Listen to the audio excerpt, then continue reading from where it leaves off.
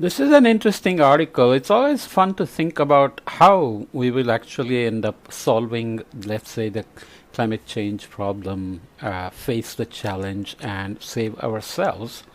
Uh, will it be technology and capitalism, or will it be somehow some behavioral change that will just flip a switch and will become, non-capitalist, consuming less, etc., etc. So this one is from a famous economist. As usual, I don't show the names of the papers. I do provide the links. I don't know. It's just a habit I have. Um, Nothing really. No specific reason. Anyway, why the green technology race might not save the planet. The emerging global competition for green innovation, markets, and investments might boost prosperity without improving environmental sustainability. So, the narrative is that sustainability is needed for saving the planet, for saving ourselves from ourselves, and not converting natural resources into junk, irrecyclable, permanent junk, and so on and so forth. And there are lots of efforts going on in terms of sustainability, reducing emissions, EVs, renewable energy, and so on and so forth. But this narrative is obviously a bit pessimistic about where we are headed with all this. This is just, there are a few props like this. Germany is seeking to replace its coal fired power plants with renewable energy solutions, including solar energy parks. Germany actually swore itself away from nuclear power after the Fukushima disaster in Japan, and they are still mining coal. So it may be a while before they can actually turn off the coal power plants, especially things like Russian invasion of Ukraine freaked them out because gas supply goes haywire. The world has entered an era of increasing ecological scarcity and rising environmental risks.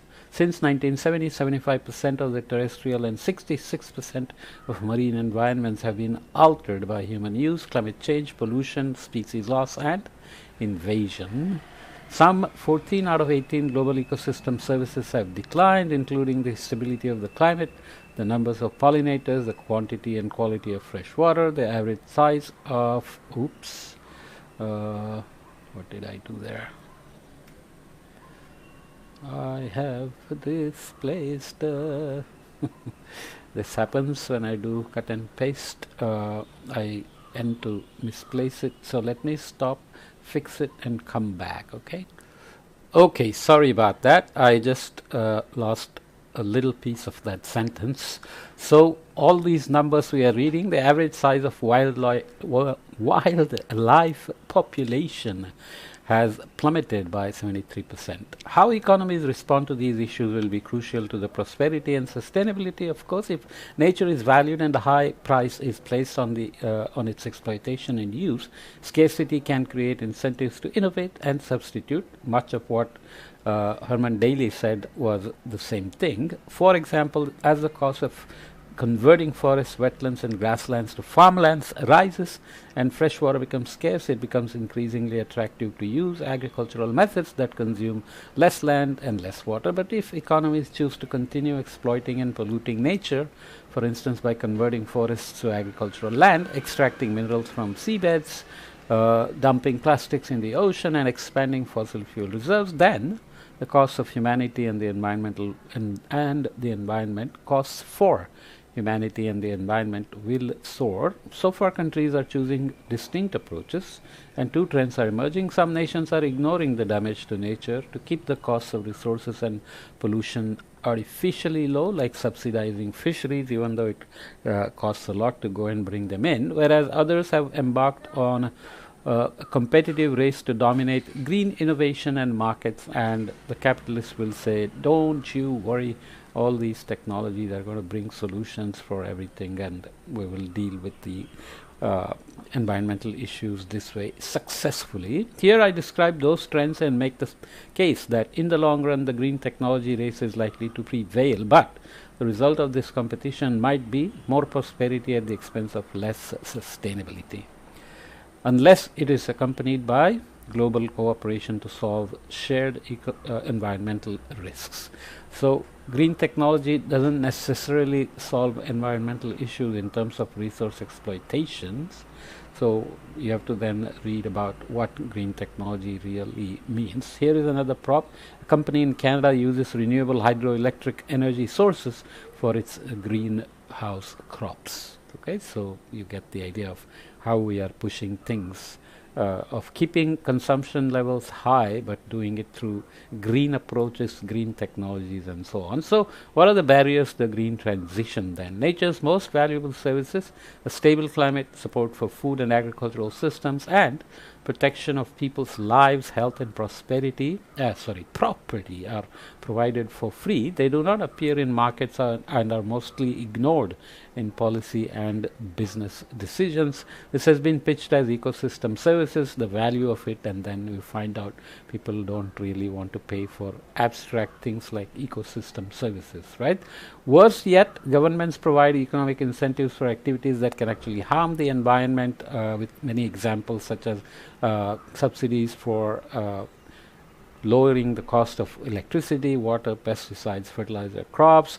But because all these things are essentially being, underpricing nature, most economies disregard the increasing cost of ecological scarcity, and they don't view natural system as assets worth conserving, restoring and protecting through investments. So global spending on biodiversity and habitat conservation, protection and restoration range from 124 billion to 143 billion a year, and this is only 1/5 of what is needed. So you can make a lot of calculations on what the cost of protecting biodiversity in this case is, but then who's going to pay for it, especially when they cross international borders? Businesses too are investing insufficiently in nature.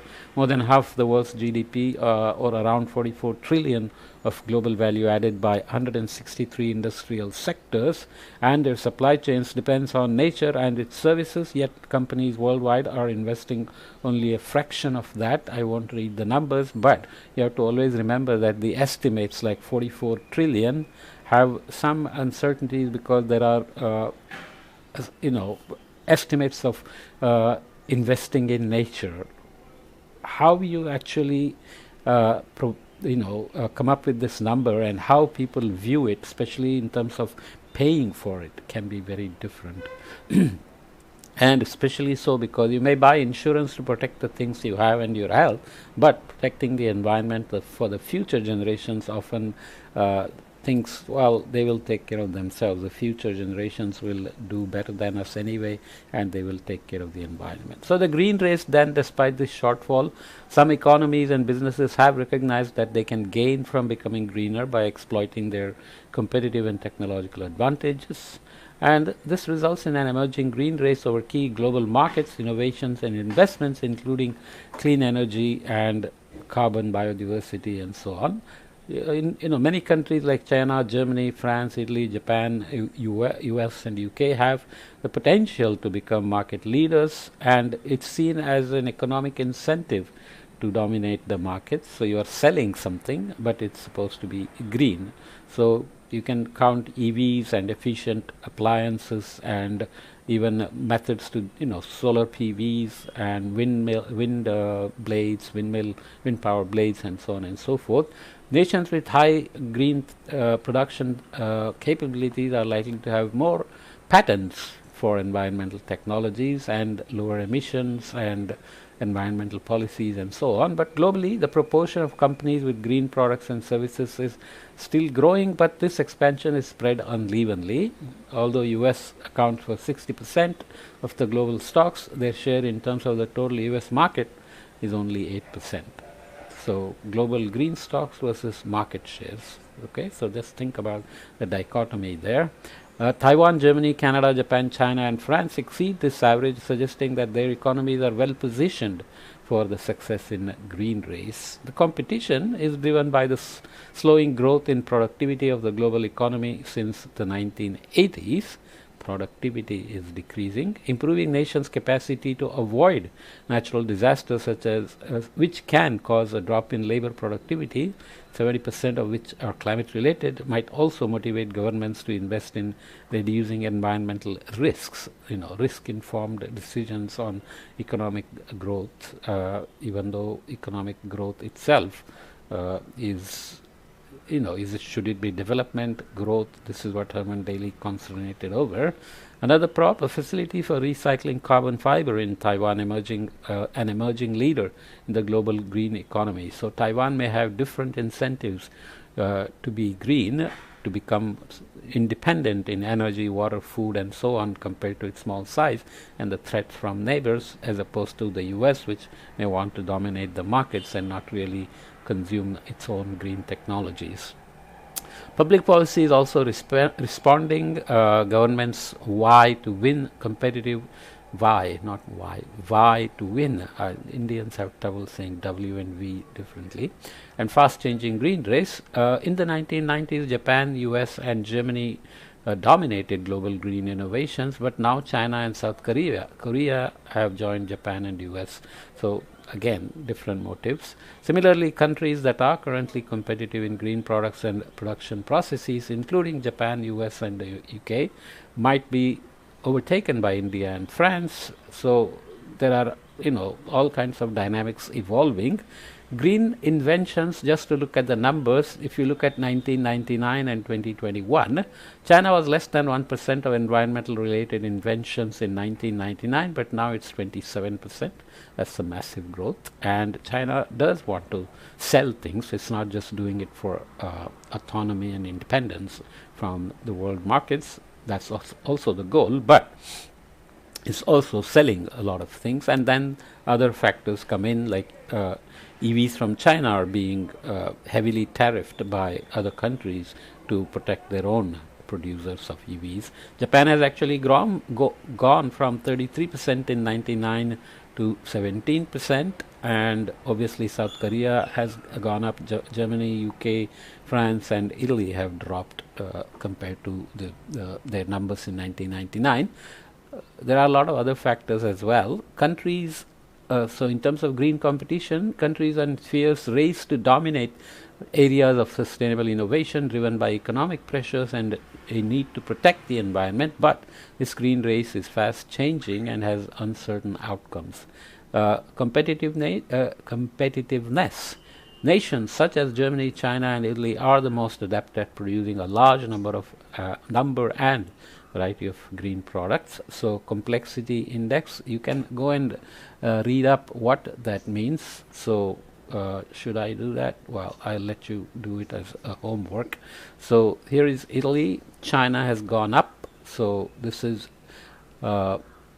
most adept at producing a large number and variety of green products. So that's kind of the measure of complexity index. Okay, UK has dropped, US has dropped fairly seriously, Japan, France, India has gone up, Switzerland, South Korea has gone up as well, almost 3 times, and so on. What are the potentials? Some countries, including China, Italy, Germany, and India, are better placed than others to diversify into green products and in the future. So again, complexity potential. China is way high by from 99 to 23. Italy almost flat. France a bit of a dip. Germany, India has gone up.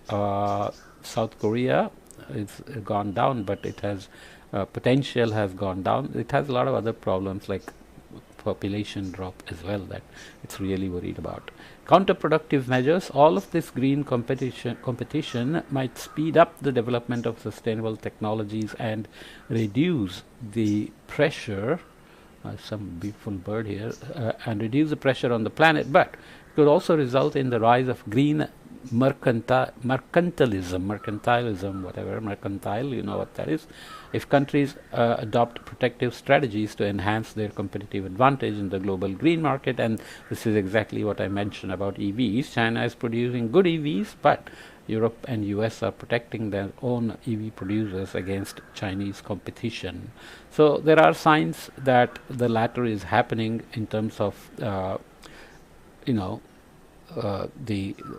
competition between mercantilism versus being environmentally friendly. There are signs that the latter is happening. After the US implemented the 2022 Inflation Reduction Act, many large companies, including the European Union, China, and India, followed its example and shifted their green industrial policy to openly adopt protectionist provisions such as tax breaks, procurement requirements, and loans and subsidies. So basically, if there is really open markets with competition, best technology may win no matter where it comes from in terms of being helpful to the environment, and of course other things like pricing, etc. But once you start protecting your markets against competition, then you're going to basically disrupt the market mechanisms or market processes. It's too soon to tell whether the US President Donald Trump's drastic policy shifts will reverse or reinforce this trend, but there is a lot more to consider. Pursuing green mercantilism might give an economy a competitive advantage, but it works against the global cooperation needed to overcome shared environmental problems such as climate change, biodiversity loss, transboundary water management, and deteriorating oceans, so so-called global commons. The idea of avoiding tragedies of the global commons works at small scales, a little pond being shared by people, or a little water resource, or a forest, whatever. But as the scale increases to global scales, the ideas of the triumph of the commons put out by Eleanor Ostrom don't work anymore, and she was very well aware of this and talked about the scale issues. Support of green industries could come at the expense of other environmental and economic objectives as well. Lowering trade barriers to green products and technology transfers might give way to protecting domestic green sectors and industries from international competition, and domestic environmental regulations might be used to restrict imports and promote exports. So this is already playing out not only in the very capitalistic US, but also China, which is trying to have economic growth at any cost, let's say, or Europe, which wants to be very progressive on climate, but its socio-economic interests obviously prevail, right? There will be winners and losers in this game, and it's important that green innovation and investment do not exacerbate or create extra sustainability concerns and cause further wealth and income inequality. Economies that are lagging will lose the investment opportunities, innovation capacity, and productivity growth, and so on. What are the next steps? Despite the barriers, lessons from history suggest that the green race will eventually prevail and transform not just a few sectors, but also the economy-wide production processes and commodities. How long will this take? History suggests it might take decades or even centuries. The socio-technical transitions and their acceptance, etc., take time, but ease the urgency, pushing people to do things much faster. If you think about COVID-19 and the vaccine inventions, discoveries, productions, they went, much faster than the normal routine process of vaccine market, research to markets of decade or longer was compressed into just a year or so. Researchers need to study how this transition might unfold and its wider impacts on the economy and the environment.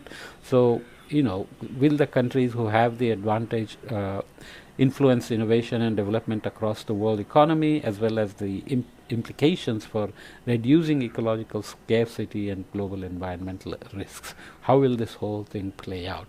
So relative advantage in that sense, some small nations such as Latvia, the United Arab Emirates, and Denmark are highly specialized in environmental innovation, indicated by values above 1. So here is the relative technological advantage.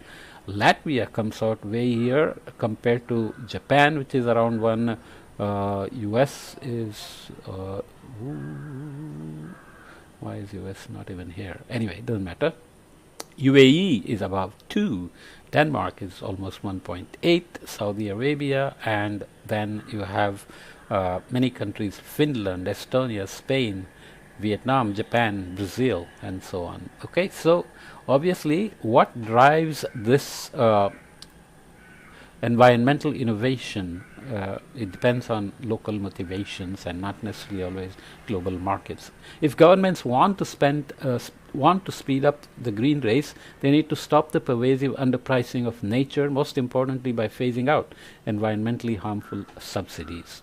This is also happening for fossil fuels, for example. Even as we build renewables, there are still some subsidies or rebates, tax rebates, advantages, etc. for fossil fuels, and countries like India and China will burn coal till, because they want to grow their economies. You can't blame them for that. Can somebody pay them to not burn coal? So that would be valuing nature, in which case rich countries will pay the poor to save the environment for everybody, right? Governments will need to foster global collaborations to tackle shared environmental problems. Share of public R&D spending on renewable energy in large economies actually fell from 15 to 30% in 2010 to 10 to 15% after 2015. So we're always having this song and dance about making progress but falling back. COVID, for example, created a lot of disruptions to economies, and the stimulus funds after COVID went into revving up the economies and not necessarily being friendly to the environment or climate actions and so on. Companies must also recognize that the success of profitable investment opportunities requires them to develop sustainable supply chains, reduce environmental risks, and expand markets for carbon, biodiversity, water, and other underpriced ecosystem services. This is kind of possible that it will play out in another way, because if company has sources of its raw materials in a climate risk, climate vulnerable location, will they then help to reduce their risks by doing things that are climate friendly, just as a co-benefit for maintaining their own supply chains and so on. So profit motive may still work to protect the environment, but will it be too late in terms of the damage we will do? Right? The green race might be the inevitable and necessary response of our economies to the age of ecological scarcity, but we will learn in the coming decades whether increased prosperity will be accompanied by increased sustainability, and in particular whether it is sufficient to mitigate global environmental risks and create a safe operating space for humanity. Okay, will the green race deliver sustainability and also create mitigation of global environmental risks in a very sustained fashion and create a safe operating space for humanity? The safe operating space goes back to this planetary boundaries kind of idea. Do we have safe operating spaces? And if we exceed those, like we have done, let's say, for greenhouse gases or nitrogen cycle or ozone hole and so on, there is some metric involved there in defining safe operating spaces, but they are generally global mean numbers, and everything is happening at a local scale, right? Environmental damage, undervaluing nature are all local problems, even though greenhouse gas is a global problem. So we have to add up sustainability from very local scales to the global scale.